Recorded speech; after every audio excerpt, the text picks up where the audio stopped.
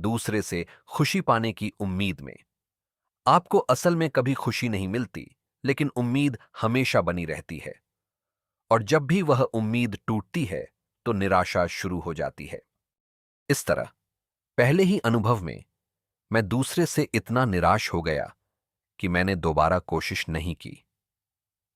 वह रास्ता मेरे लिए बंद हो गया था, और इसलिए उसके बाद मैं कभी दुखी नहीं हुआ। फिर एक नई तरह की खुशी का अनुभव होने लगा, जो दूसरे से कभी नहीं आ सकती। खुशी कभी दूसरे से नहीं आ सकती। जो बनता है वह सिर्फ भविष्य की खुशी की उम्मीद है। असल में खुशी की सिर्फ परछाई मिलती है। ठीक इसके उलटा होता है जब पहली बार खुद से सामना होता है। खुद से सामना होने पर शुरुआत में दुख का अनुभव होता है, लेकिन जैसे जैसे सामना होता है, असली खुशी धीरे धीरे आती है। इसके उलट दूसरे से सामना होने पर शुरुआत में खुशी मिलती है, लेकिन दुख ही अंत होता है। तो मेरे लिए खुद पर फेंके जाने से आध्यात्मिकता की ओर यात्रा शुरू होती है।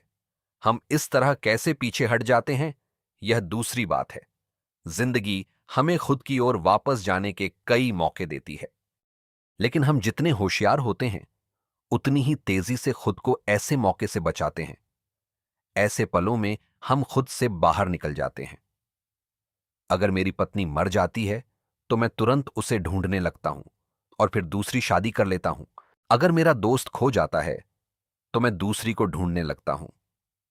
मैं कोई कमी नहीं छोड़ सकता। उस कमी को पूरा करते हुए मुझे खुद की ओर लौटने का जो मौका मिलता, वह एक पल में खो जाता है, साथ ही उसकी बहुत सारी संभावनाएं भी। अगर मुझे दूसरे में दिलचस्पी होती, तो मैं खुद की ओर यात्रा करने का मौका खो देता। मैं दूसरों के लिए एक तरह का अजनबी बन जाता। आमतौर पर इसी छोटी सी उम्र में हम दूसरे से जुड़ते हैं, जब हमें समाज में शामिल किया जाता है। यही वह उम्र है जब हमें एक तरह से समाज द्वारा शुरू किया जाता है, जो हमें अपने में मिलाना चाहता है। लेकिन मुझे कभी समाज में शुरू नहीं किया गया। ऐसा हो ही नहीं सकता था। जब भी मैं समाज में गया, एक व्यक्ति के तौर पर गया, और मैं एक द्वीप की तरह अलग और अलग रहा। मुझे याद नहीं कि मैंने कभी किसी से दोस्ती की हो।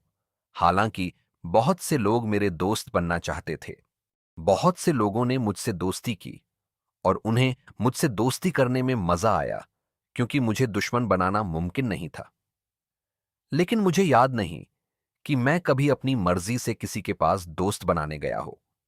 अगर कोई मुझ पर टूट पड़ा, तो बात अलग थी। ऐसा नहीं है कि मैंने कभी दोस्ती का स्वागत नहीं किया। अगर कोई मुझे दोस्त बनाता, तो मैं पूरे दिल से उसका स्वागत करता। लेकिन तब भी मैं आम तौर पर दोस्त नहीं बन पाया। मैं हमेशा अलग थलग ही रहा। शॉर्ट में स्कूल में पढ़ते समय भी मैं अलग थलग ही रहा। न तो अपने किसी टीचर से, न किसी साथी स्टूडेंट से, न ही किसी और से मैं ऐसा रिश्ता बना पाया जो मुझे डुबो दे या मेरी एक अलग पहचान को तोड़ दे। दोस्त आए और मेरे साथ रहे भी। मैं बहुत से लोगों से मिला भी।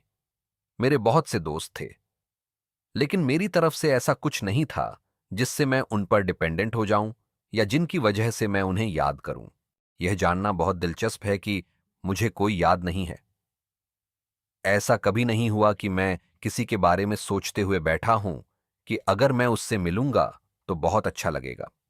अगर कोई मुझसे मिलता है, तो मुझे बहुत खुशी होती है, लेकिन किसी से न मिलने की वजह से मैं दुखी नहीं होता। परम आनंद की स्थिति के लिए मेरा मानना है कि सिर्फ मेरे दादाजी की मौत ही जिम्मेदार थी। उस मौत ने मुझे हमेशा के लिए खुद में वापस ला दिया। मैं सेंटर से वापस नहीं आ पाया हूं। एक बाहरी, एक अजनबी होने की इस स्थिति के कारण मैंने अनुभव का एक नया डायमेंशन देखा है।